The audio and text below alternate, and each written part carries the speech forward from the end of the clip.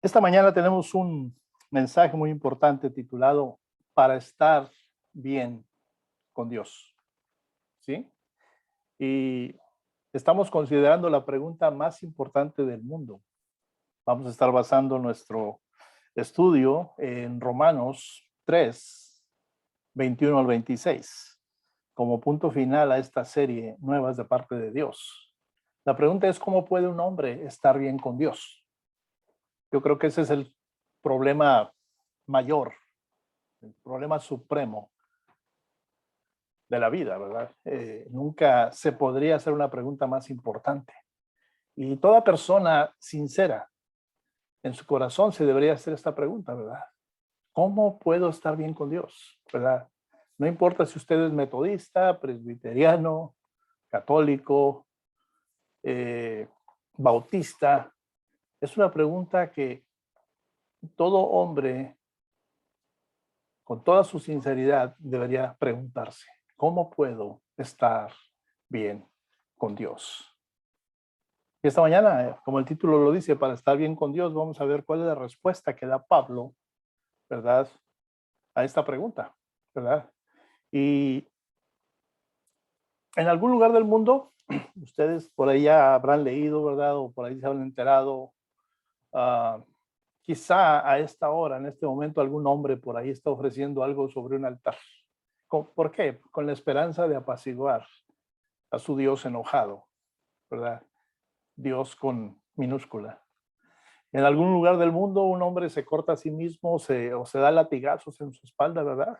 Esperando que con su dolor pueda ganar la aprobación de cualquier Dios en el que él crea, ¿verdad? De su deidad. También en algún lugar del mundo un hombre se puede estar acostando sobre un lecho de clavos o de vidrios, ¿verdad? Para demostrar así su dominio del dolor y poderle mostrar así al mundo que él tiene mérito de una vida eterna, de una vida secundaria, ¿verdad? Por allá en el Medio Oriente y en muchas otras partes del mundo, ¿verdad? Millones de creyentes estarán rezando hacia la Meca, ¿verdad? El día de hoy, siguiendo los dictados de su religión. Por allá en Haití, esa isla desolada por terremotos y otras cosas, siguen los seguidores del vudú matando gallinas, ¿verdad? Colocando los cuerpos sin vida de esas aves ante un altar, por ahí improvisado, con la esperanza de que el Dios en que ellos creen les sonría con buena fortuna. Tengo tres preguntas esta mañana. ¿Por qué? ¿Por qué? ¿Por qué? Y por más veces que pregunte por qué, la respuesta va a ser siempre la misma. Los hombres y mujeres que hacen estas cosas quieren desesperadamente estar bien con Dios. ¿Sí? Hacen lo que hacen porque esperan apaciguar a Dios o agradar a Dios o pacificar a Dios de alguna manera. O quizá tal vez inconscientemente tratando de manipular a Dios para que favorezca su causa. ¿Sí? Y la pregunta es totalmente sincera, ¿verdad? ¿Cómo puedo estar bien con Dios? Todos queremos estar ante Dios algún día, ¿verdad? Y que Él nos declare justos ante Él, ante sus ojos. Y ese único hecho explica la mayor parte de la actividad actual, la actividad religiosa en este mundo, ¿verdad? Todas partes, todo lo que nos rodea. Desde matar gallinas hasta inclinarse hacia la Meca, porque tiene un gran significado para ellos, ¿verdad? Porque allá está la tumba del profeta, ¿sí? O desde descansar en un lecho de vidrios o de clavos hasta rezar el rosario, desde ir a la escuela dominical hasta rezar, orar el Padre Nuestro, ¿verdad? Hacemos lo que hacemos simplemente porque queremos estar bien con Dios. Lo triste es que no lo logramos, ¿sí? Y esta mañana el Señor tiene noticias para usted y para mí, y son buenas, ¿verdad? Pero, ¿cuál es la respuesta a la pregunta? ¿Cómo puedo estar yo bien con Dios? Y entonces, para esa pregunta tan importante, ninguna respuesta es más satisfactoria, ¿sí? que la que se da allí en Romanos, capítulo 3, 21 al 26. Acompáñame a leer esos versículos, ¿verdad? Esa es la esencia del Evangelio y es el corazón del mensaje cristiano. Iniciamos con el 21. Me dice, pero ahora, aparte de la ley, se ha manifestado la justicia de Dios, testificada por la ley y por los profetas. La justicia de Dios por medio de la fe en Jesucristo, para todos los que creen en Él, porque no hay diferencia.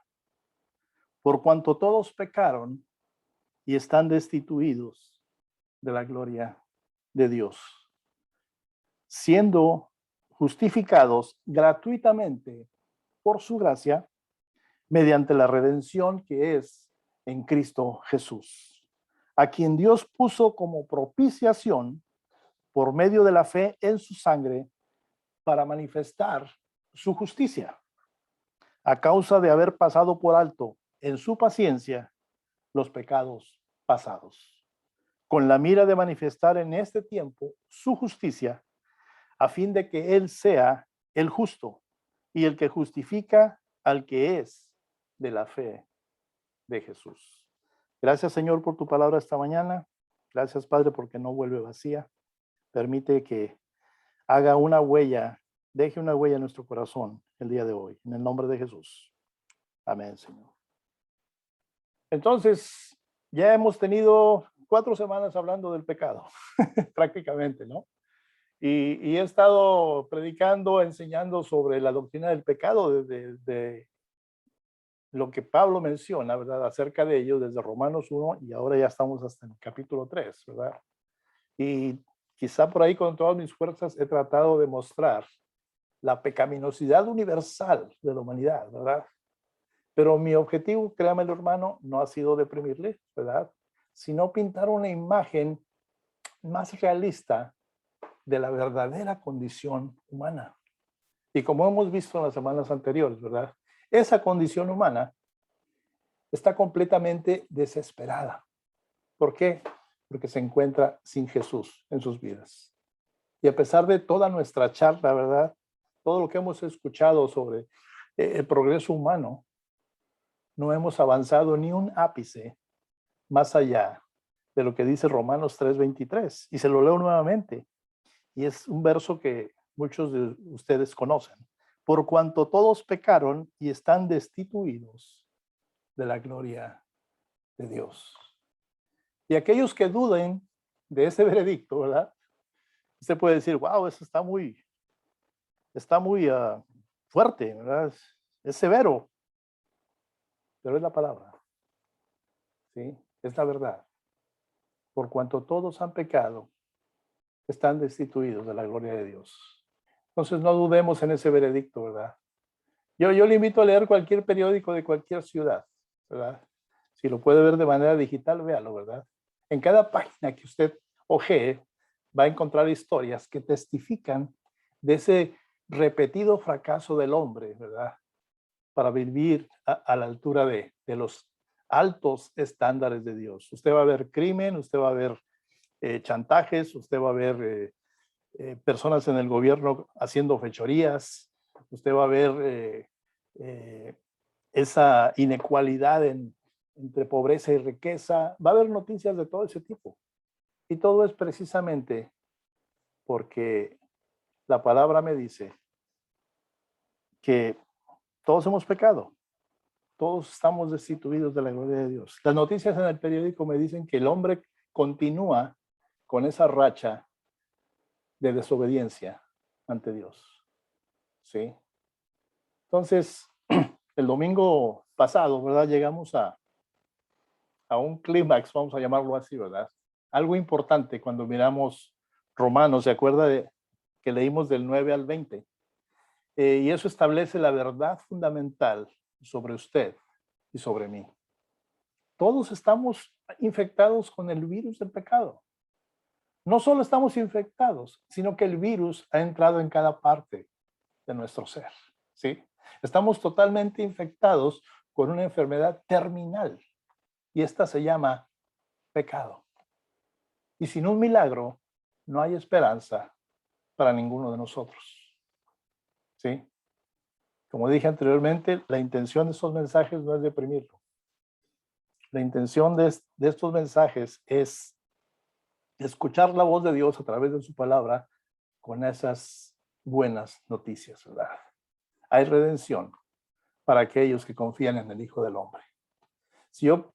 Si pudiera hacer un diagrama de estos últimos sermones, ¿verdad?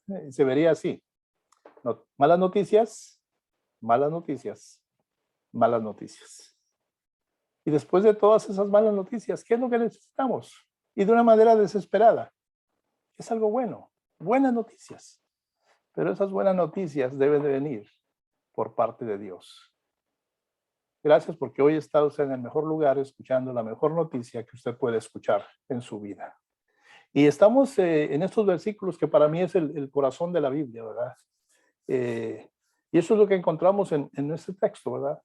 Romanos 3, 21 al 26. Se trata de buenas noticias. De hecho, contiene las mejores noticias que se hayan escuchado. Estaba leyendo acerca de este pastor, el doctor Barnhouse, es su apellido, ¿verdad? Él llamó a ese pasaje el corazón de la Biblia. Martín Lutero por ahí lo llamó la médula de la teología. Yo simplemente agregaría que estos versículos contienen la parte más condensada de teología del Nuevo Testamento. ¿Por qué? Porque cada versículo está repleto de verdades que son cruciales acerca del plan de Dios para salvarte a ti y a mí.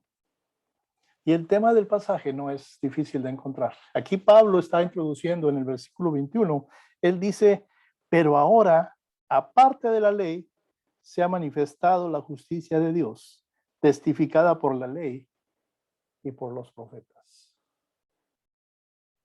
Como dándolo como noticia, ya se ha dado a conocer la justicia de Dios. Y este es el tema de buenas noticias, buenas nuevas de Dios a través de Pablo. La justicia que viene de Dios. Y eso es también lo que usted y yo necesitamos si pretendemos algún día estar ante su presencia, ¿verdad? Cara a cara con Él, allá en el cielo. ¿Sí? Aquí, en esta frase, descubrimos la esencia del evangelio cristiano, ¿verdad? Lo que los pecadores necesitamos, pero no tenemos. Dios lo ha provisto en la persona de su Hijo, Jesucristo el Señor. Sí. En estos versículos, Pablo analiza, yo encontré 7 aspectos, ¿verdad? Precisamente de esa justicia de Dios. Y yo creo que cada uno merece nuestra atención si realmente queremos estar bien con Dios. Porque esa es la pregunta. ¿Sí? ¿Cómo estar bien con Dios? Entonces, considerando lo que dice Pablo acerca de la justicia de Dios, debemos de reconocer que sí necesitamos cierta justicia, pero esa justicia que necesitamos es, número 1, tiene que provenir de Dios. ¿Sí? Porque dice, pero ahora se ha dado a conocer la justicia de Dios sin la ley. Porque dice, pero ahora aparte de la ley, ¿verdad? Qué gran verdad se encierra en esa pequeña frase. ¿Sabe de cuál estoy hablando? De esas 2 palabritas con la que inicia Pablo, versículo 21. Pero ahora. ¿Sí? La diferencia entre el cielo y el infierno depende del significado de esas 2 pequeñas palabras. Un escritor por ahí llamó a esto uno de los mayores peros de toda la literatura mundial. ¿Cuál es la respuesta de Dios a la depravación, a la perdición de la raza humana? ¿Nos da la espalda y nos condena a todos al infierno? No. Gracias a Dios por esas 2 pequeñas palabras. Pero ahora, ¿sí? Esas 2 palabras me garantizan que Dios tiene una respuesta para lo peor que puedo estar haciendo yo o el resto del mundo. Su gracia es más grande que nuestro pecado y su misericordia es infinitamente más que nuestra iniquidad. Gloria a Dios. ¿Sí? Ahora yo le pregunto, ¿por qué necesitamos una justicia y que ésta provenga de Dios? En pocas palabras, ¿por qué no tenemos justicia propia? ¿Se ha puesto a pensar en eso? Por ahí decían, no traigo nada en mi mano, simplemente a tu cruz me aferro. Hay un canto que por ahí conocemos que dice, con manos vacías vengo a ti, no tengo nada que darte. Lo he escuchado. Pero alguien por ahí podría preguntar, ¿qué hay de las buenas obras que hago? Pues le tengo malas noticias. La palabra me dice que mis obras son como trapos sucios a su vista, como trapos de inmundicia, para ser un poco más exactos, literalmente. Así los ve él. No que eso sean, pero es el equivalente de ello. Sí, mis obras. No me puedo defender con mis obras, no puedo poner mis obras como excusa ante la justicia de Dios. ¿Sí? Y sí, yo sé que para algunas personas, esta mañana, ¿verdad? Y si usted está viendo este video, esto parece una noticia trágica, porque puede llegar a pensar que debido a alguna bondad heredada, ¿verdad? Dios lo va a aceptar. Usted puede decir, mi papá era pastor, mi abuelo fue diácono, mi mamá es maestra de escuela dominical. Incorrecto. La bondad no se hereda como los ojos azules del abuelo o el cabello castaño del tío. No. De hecho, lo que heredaste, lo que heredamos nosotros, ¿verdad? De nuestros padres, es una naturaleza pecaminosa que nos está haciendo alejarnos de Dios casi desde el momento del nacimiento. Nacimos, hermanos, con una tendencia innata a la desobediencia. Nadie tuvo que enseñarnos a decir no. Lo averiguamos por nosotros mismos. ¿Sí? No nacimos justos. Ninguna reforma moral puede cambiar ese hecho. ¿Sí? Y dado que no hay justicia dentro de ti ni de mí, la única clase de justicia que nos va a salvar es una justicia que viene fuera de nosotros, fuera de ti y fuera de mí. Y eso es lo que Pablo quiere decir aquí, ¿verdad? Cuando dice que se ha revelado una justicia que proviene de Dios. Y ahí es donde comienza la buena noticia, las buenas nuevas, ¿verdad? La justicia que necesitamos viene del Dios mismo. Alguien por ahí diga amén, gloria a Dios. La justicia que necesitamos, punto número 2, es aparte de la ley. Tiene que tener esa característica, ¿sí? Note ese segundo hecho sobre esta justicia, ¿verdad? Ahí está al inicio del versículo 21. Dice, pero ahora, aparte de la ley, se ha manifestado la justicia de Dios. Pablo dice que viene separado de la ley, no tiene nada que ver con la ley. Y para por ahí algún judío observador, ¿verdad? Esto sería una declaración pues impactante y preocupante porque ellos se jactan de que la ley fue dada a ellos, ¿verdad? Pero en los días de Pablo, hermanos, allá en Roma, tal como en nuestros días, muchas personas religiosas creían sinceramente, ¿verdad?, que su devoción religiosa ganaría la aprobación de Dios. Nada más alejado que eso. Ellos esperaban que, como dice Pablo aquí, ¿verdad?, en los capítulos anteriores, ¿verdad?, que al seguir los 10 mandamientos, al observar las ordenanzas rabínicas, ¿verdad?, el ofrecer sacrificios apropiados, no sé, el prestar atención a los preceptos morales del libro de los judíos que se llama Torá, ¿verdad? Dios iba a quedar satisfecho y por ahí sus pecados iban a ser perdonados. Y aquí Pablo, en este libro, me dice que no funciona de esa manera. De ninguna manera. Ahora surge la pregunta, ¿verdad? ¿Significa esto que la ley no sirvió de nada? Hay mucha gente que opina que no sirvió para nada, ¿verdad? Pero déjeme decirle que la ley reveló la justicia de Dios. Diciéndoselo de otra manera, mostró a la humanidad su estándar, ¿verdad? El estándar justo de Dios para el comportamiento humano. Desafortunadamente, eso es todo lo que puede hacer la ley. Mostró lo que Dios quería, pero recuerde que no podía obligar a la obediencia, ¿verdad? Ni podía proporcionar ese deseo ahí interno, ¿verdad? De, de obedecerle y de que realmente cambiase nuestro comportamiento humano. Él no puede hacer eso. Él nos ha dado por ahí esa libertad de escoger. Por ahí se le menciona como libre albedrío, ¿verdad? Pero en esencia es eso. Tú y yo tenemos que tomar la decisión de escoger ese camino que lleva al Padre. Cuando Pablo dice que la justicia viene aparte de la ley, en realidad está diciendo que viene aparte de varias cositas que en alguna ocasión hemos hecho, ¿verdad? O hemos caído, como la observancia religiosa, ¿verdad?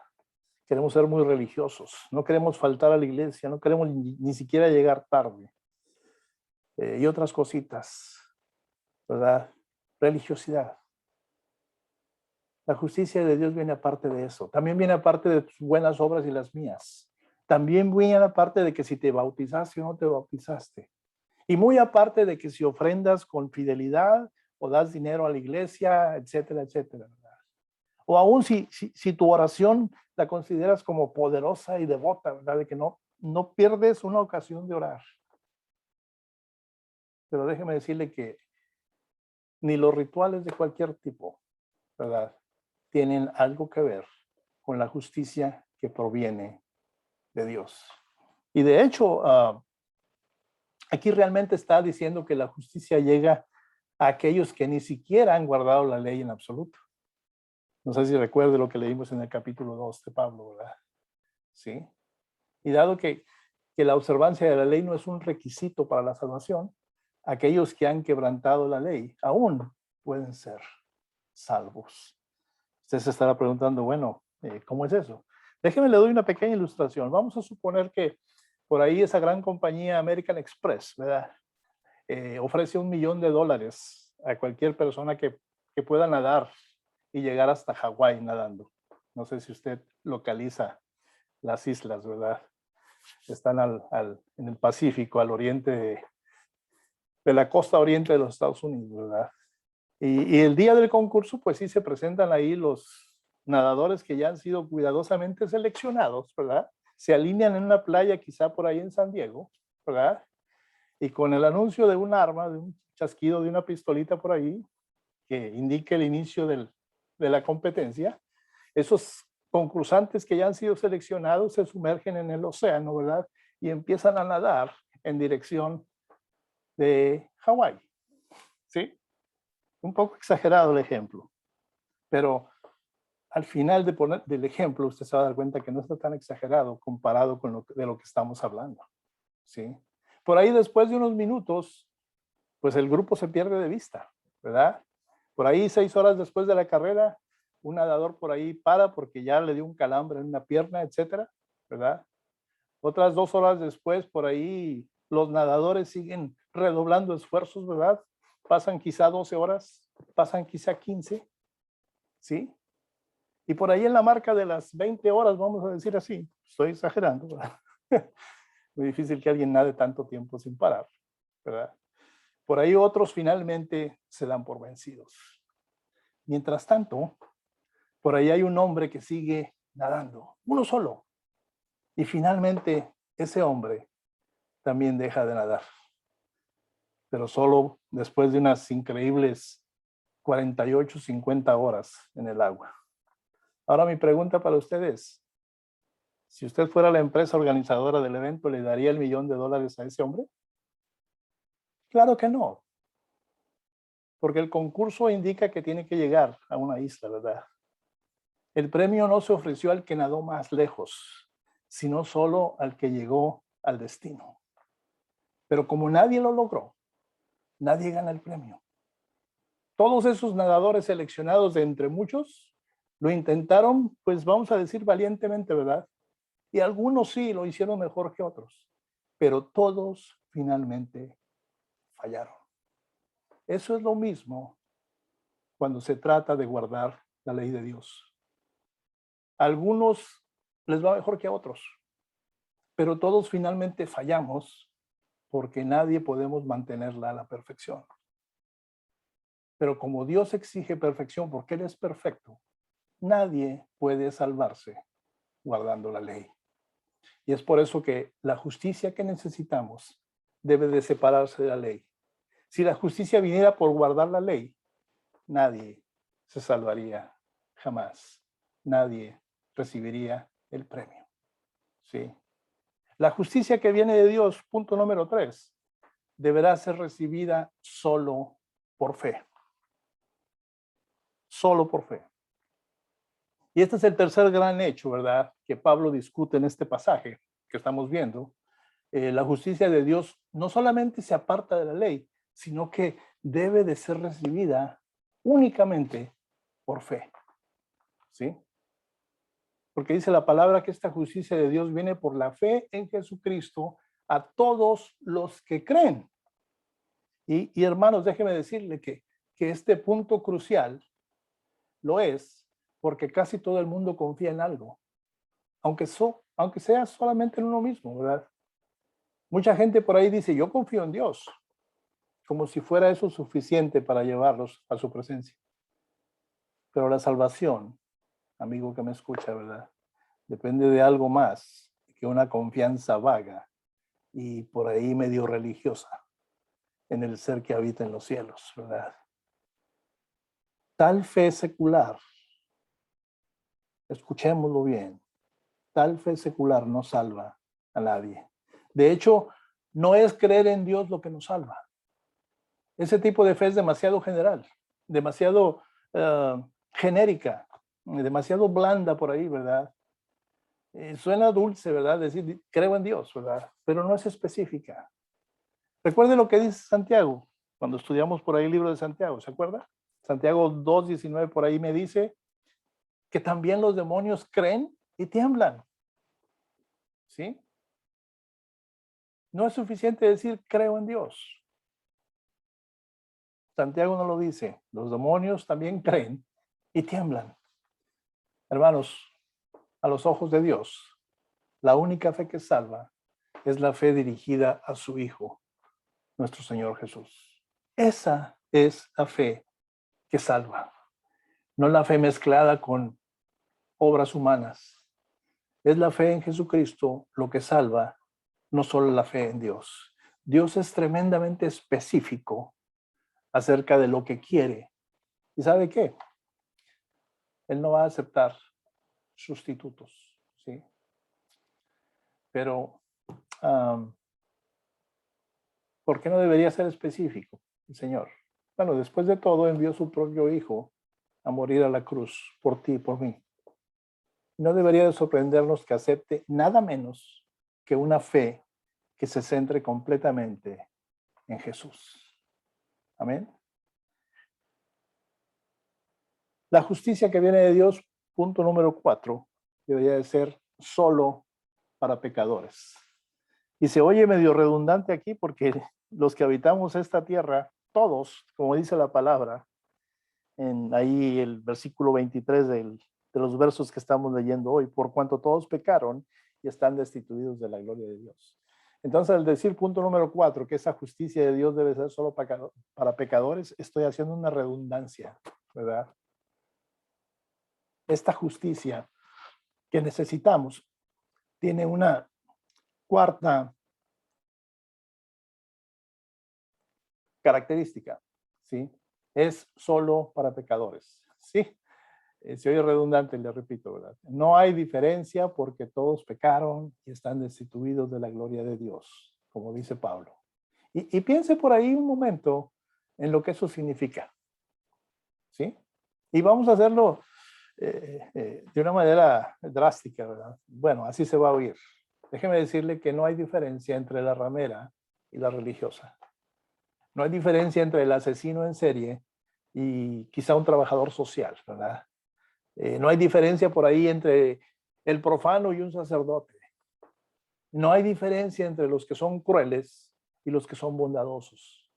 No hay diferencia entre el que le gusta hacer trampas, ¿verdad?, y el que respeta la ley. Usted se puede preguntar ahora inmediatamente y puede brincar y decir, ¿cómo puede ser eso, verdad? ¿Ha perdido acaso Dios su brújula moral, su GPS? ¿Cómo puede haber ninguna diferencia? Hermanos, la respuesta es que cuando se trata de la necesidad de la salvación, realmente no hay diferencia entre los seres humanos.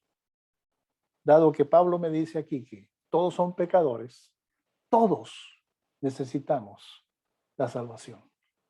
Y en ese sentido, hablando de esa manera, pues no hay diferencia entre los que por ahí sean moralmente, estén moralmente destruidos o moralmente en bancarrota y los que moralmente son justos, como los que mencionó Pablo al principio, ¿verdad? En los otros capítulos. Ambos están perdidos y separados de Dios, ¿sí? Quizá por ahí rameras y asesinos están en el fondo de una mina, ¿verdad? Quizás moralmente hay alguna persona que esté en la cima del monte Everest, ¿verdad? Pero ambos son tan incapaces de poder alcanzar las estrellas tal y como son, ¿sí? La ubicación relativa no hace ninguna diferencia. Si no se puede hacer, no se puede hacer, me lo dice la palabra, ¿verdad? Algunas son más altas, otras más bajas, pero ninguno puede tocar las estrellas, ninguno puede rascar el cielo, ¿verdad? Eso es lo que significa ninguna diferencia.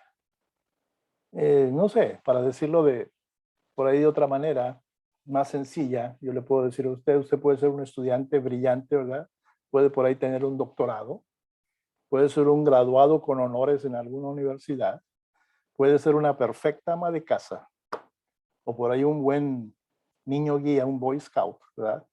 Puede ser un hombre usted que tiene recursos, o usted una mujer de riqueza, inclusive hasta un buen ciudadano ahí en su país. No importa. Todavía eres un pecador a los ojos de Dios. Has sido pesado y se te ha encontrado con faltante. Y eso aplica a usted y a mí, ¿sí? Pablo dice que como pecadores, todos estamos, dice ahí, destituidos de la gloria de Dios. Y si usted se pregunta, ¿qué es precisamente la gloria de Dios? Déjeme decirle en un sentido teológico.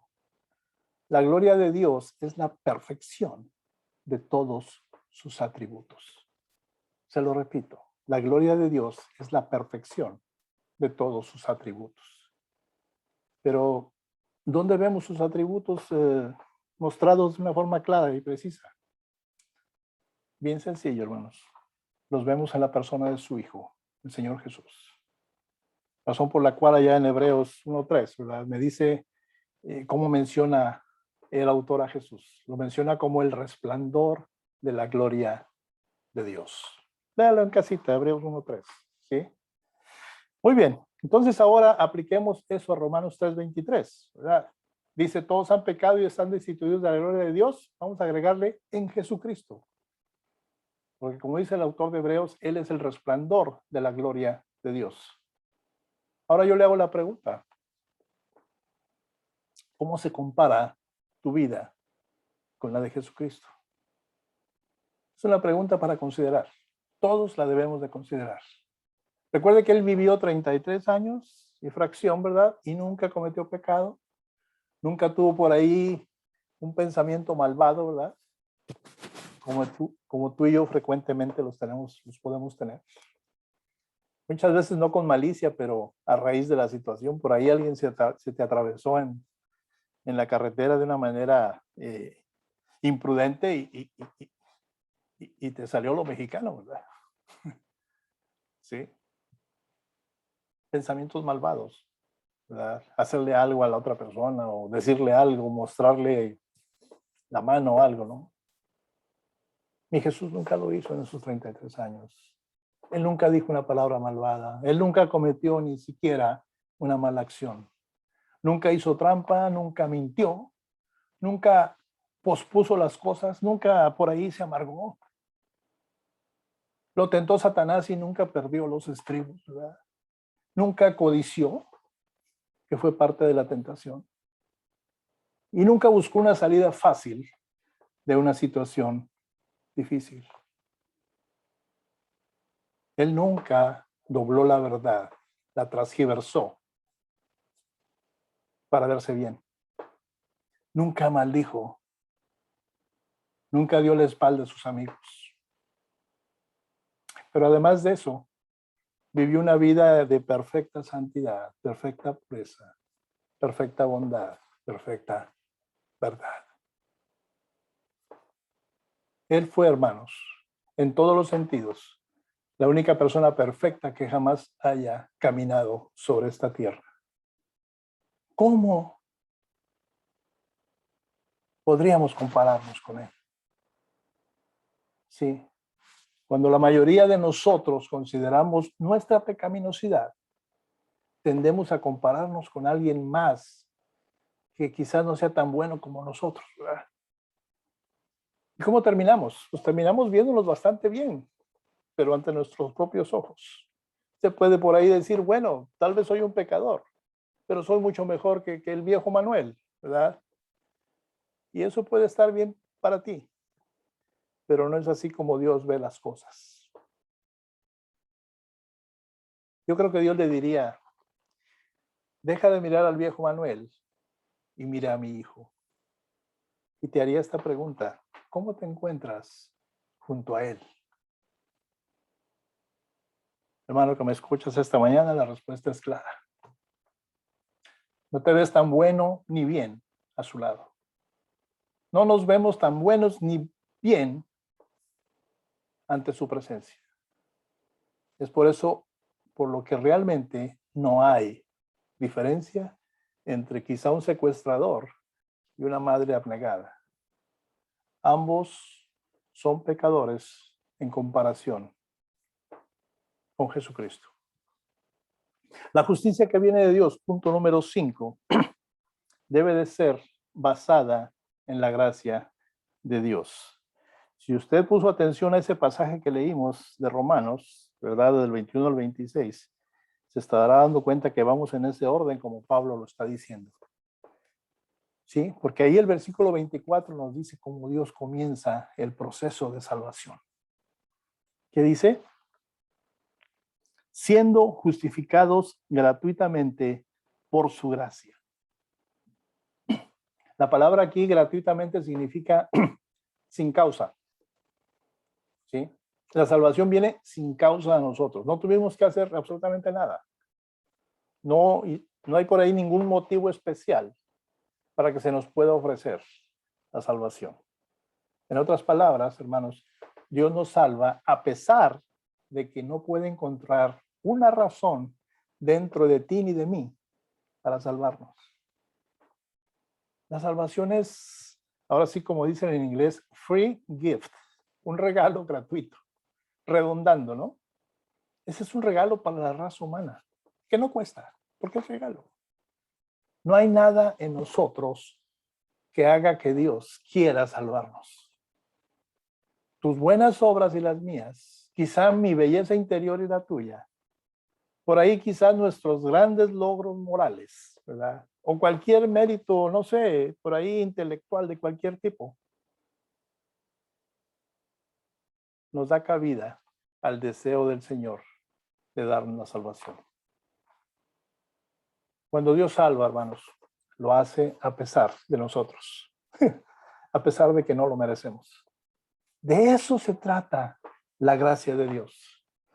Esta semana por ahí leí, ¿verdad?, una definición clara, ¿verdad?, y concisa de gracia. Yo no sé si usted la quiere anotar. A mí me llamó la atención por lo simple.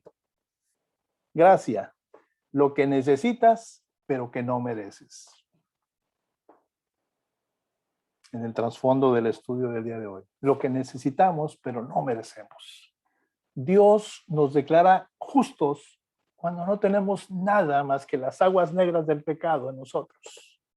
Recuerda el canto, con manos vacías vengo a ti, no tengo nada que darte. Esa es la doctrina de la gracia gratuita. Dios trae salvación a las personas que no lo merecen. Dios salva a las personas que realmente merecemos condenación. Dios salva a las personas a pesar de sí mismas y en contra de ese historial que pueden tener. Eso es pura y abundante, y le agrego asombrosa gracia. Amén. Gloria a Dios. La justicia de Dios que necesitamos, punto número 6, es provista por la muerte de Cristo. Provista por la muerte de Cristo. Y aquí es donde estamos llegando al corazón del Evangelio, hermanos. Ahí los versículos 24 y 25 están explicando exactamente cómo la muerte de Cristo salva al pecador. ¿Sí? Siendo justificados, dice el 24, gratuitamente por su gracia, mediante la redención que es en Cristo Jesús. Y el 25 me dice, a quien Dios puso como propiciación por medio de la fe en su sangre, para manifestar su justicia a causa de haber pasado por alto en su paciencia los pecados pasados. Gloria a Dios. ¿Sí? Para aclararse, aquí Pablo está usando tres palabras pues muy pintorescas, ¿verdad? Está diciendo justificados gratuitamente por su gracia. Y después agrega mediante la redención que vino en Cristo Jesús. Dios por ahí lo presentó como un sacrificio de expiación mediante la fe en su sangre, dice ahí también Pablo, ¿verdad? Cada palabra presenta otra faceta de la obra redentora de Cristo en la cruz. ¿Sí? Y ahí están esas palabras, ¿verdad? Justificados viene de justificar. Esta palabra proviene de por ahí de las salas de audiencias de la antigua Grecia, ¿verdad? Ahí justificar significaba declarar no culpable. Pero más que eso, significa borrar el registro del pecado y declarar justo a un pecador a los ojos de Dios.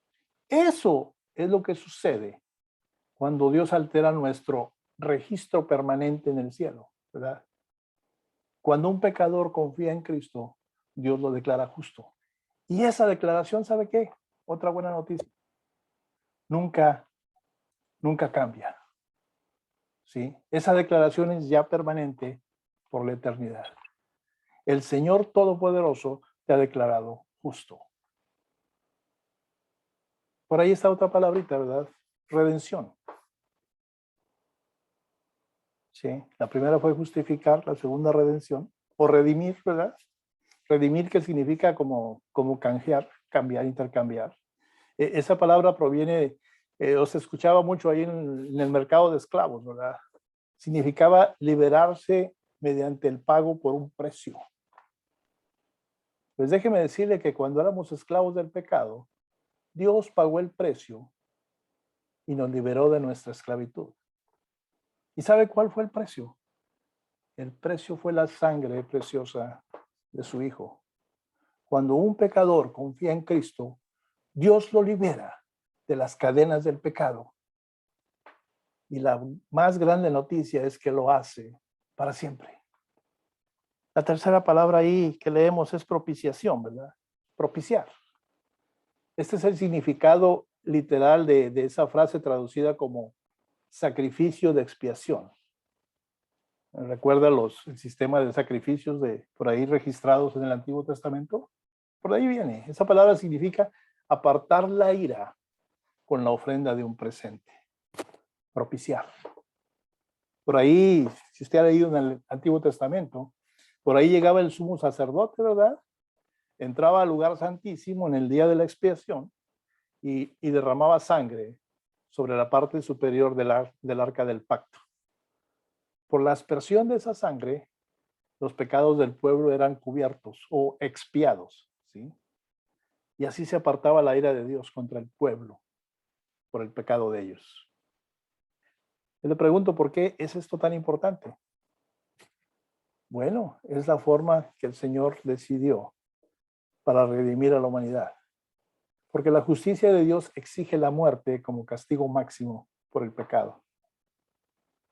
Llamar a la muerte de Cristo una propiciación significa que el corazón herido de Dios como padre, ¿verdad? Ahora está satisfecho con la muerte de su hijo. Increíble. Cuando un pecador confía en Cristo, hermano que me escuchas, ¿verdad? Dios lo acepta sobre la base precisamente de ese sacrificio, muy sangriento, por cierto, que nuestro Señor Jesús hizo cuando murió en la cruz del Calvario. No sé si quiere por ahí usted anotar para que no se le olvide, ¿verdad?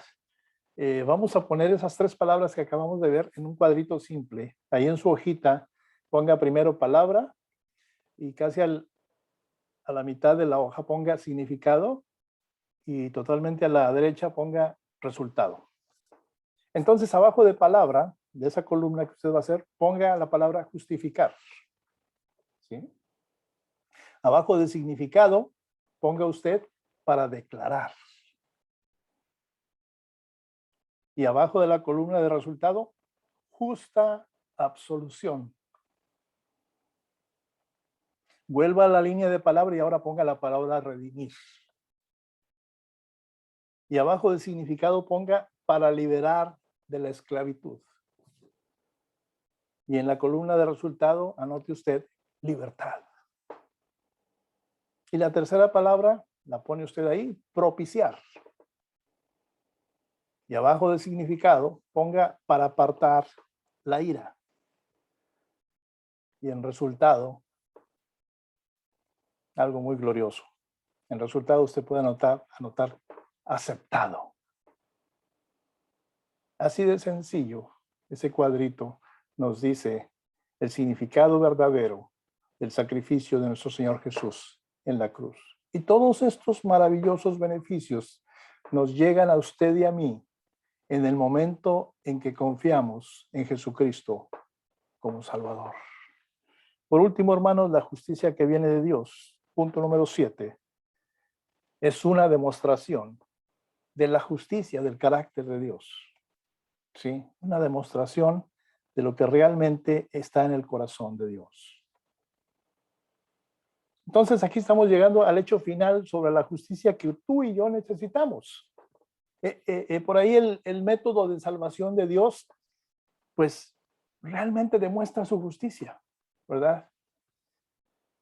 Dice la palabra que Él hizo esto para demostrar su justicia porque en su paciencia había dejado impunes los pecados cometidos de antemano. Y sigue diciendo, lo hizo para demostrar su justicia en el tiempo presente. ¿Sí? Para ser justo y el que justifica a los que tienen fe en Jesús. Realmente, hermanos, este pasaje revela que el plan de salvación de Dios comenzó mucho antes de que Jesús viniera a este mundo la primera vez. ¿Sí? Pero por ahí hay una paradoja. Yo le llamo la paradoja de la salvación, ¿verdad? Y es la siguiente. Dios es un Dios de amor. Y por eso quiere perdonar a los pecadores. Pero ¿sabe qué? También es un Dios de santidad, que no debe, y de hecho no puede, pasar por alto el pecado. Y es aceptable que nos preguntemos, ¿cómo podría Dios amar a los pecadores y no pasar por alto su pecado? ¿O cómo podría Dios ser fiel a sí mismo, perdonando a los pecadores, pero sin pasar por alto el pecado que cometieron? Créame que nadie hubiera soñado jamás con la respuesta que Dios dio a tal situación. Dios envió a su propio Hijo a morir por los pecadores. Y de esta manera, el justo castigo por el pecado se cumplió plenamente con la muerte de nuestro Señor Jesucristo. Y los pecadores que confían en Cristo pueden ser perdonados, como dijimos anteriormente, gratuitamente.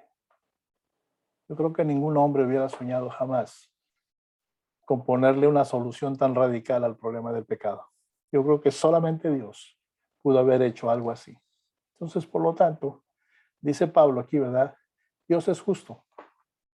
Está hablando de al castigar el pecado, ¿verdad? Pero también dice, y Él es justificador de los que creen en el Hijo. Pero note por ahí el poder de la muerte de Jesús, ¿sí? Dice el 25, a quien Dios puso como propiciación por medio de la fe en su sangre para manifestar su justicia, a causa de haber pasado por alto en su paciencia los pecados pasados, con la mira de manifestar en este tiempo su justicia, a fin de que Él sea el justo y el que justifica al que es de la fe de Jesús. ¿Sí? Incluso los pecados de los que vivieron antes de Jesús son perdonados con su muerte.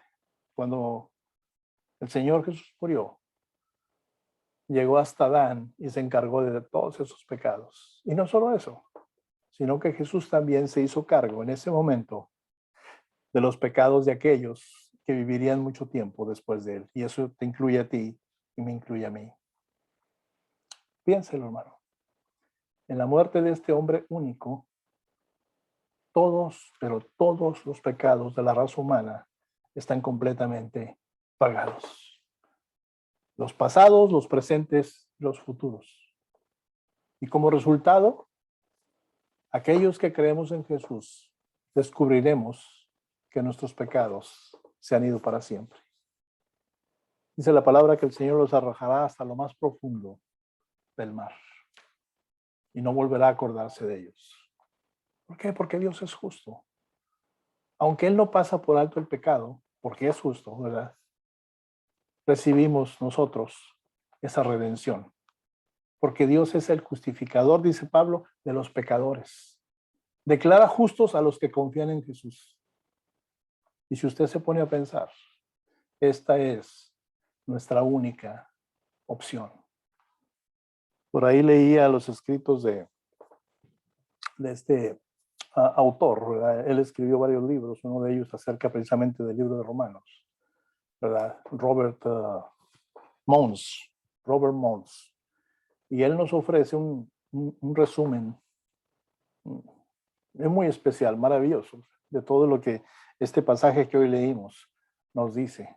Él dice que estar justificado significa ser absuelto.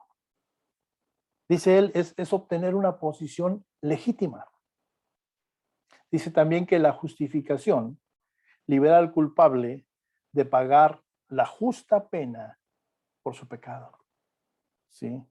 Y sigue diciendo, declara que está totalmente exonerado. En otras palabras, se retiran los cargos. ¿Sí? Y sigue diciendo por ahí en su libro, página 44, ¿sí? Él dice que esta absolución es absolutamente gratuita, porque se basa en el favor inmerecido de Dios, su gracia, ¿sí? Dice él, quien ha decidido que el hombre, ¿verdad?, sea liberado. Y por lo tanto dispuso un plan mediante el cual podía justificar al culpable y seguir siendo moral.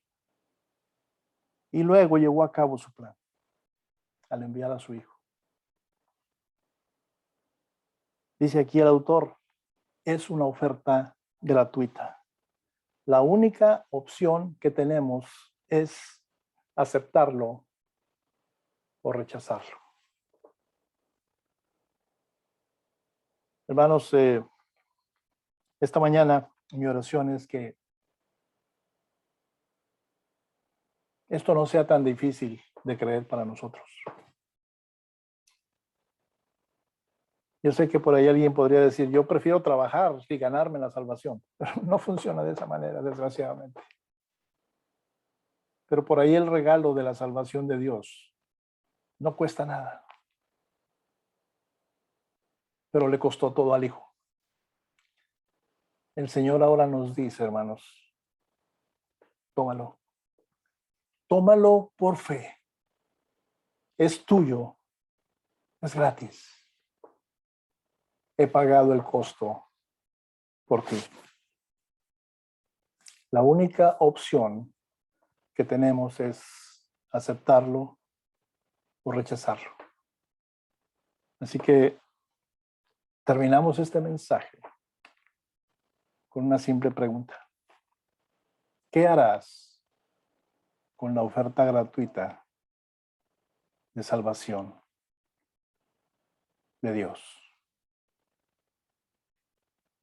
Por ahí podrías decirme, bueno, hermano, yo tengo años caminando en el Evangelio.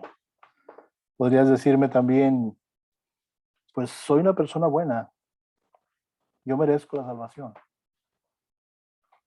Y muchas otras cosas más, como lo hemos visto en los mensajes anteriores. Pero hoy hemos aprendido que Dios nos da buenas noticias, ¿verdad? Y que están ahí para que las tomemos. Y eso es la pregunta del final de este mensaje. La única opción que tenemos es aceptarlo o rechazarlo. Si alguien por ahí te compartió este video y lo estás viendo en este momento y te tomaste el tiempo de verlo hasta el final, yo sé que es un poquito largo para estar pegado a una pantallita, ¿verdad? Por ahí. Pero si no has dado alguna vez el paso de decirle al Señor que sea tu suficiente Salvador, hoy lo podrías hacer, ¿sí? Eh,